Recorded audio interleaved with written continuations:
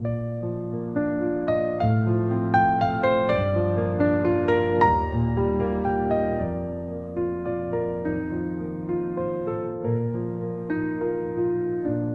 poesía danza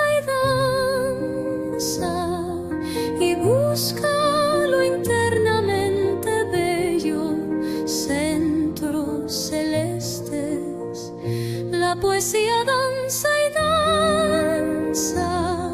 y ora, se interna en el corazón de toda cosa y liba su miel de eternidad, hace provisión de todo aquello que no muere, para cuando sea tiempo de viajar y olvidar esta tierra para siempre, cuando ya aquí jamás contemplemos una rosa, ni un alba, ni colores, amigos.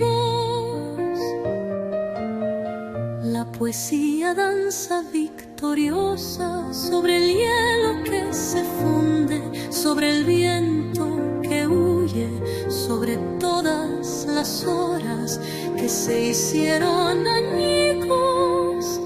La poesía danza y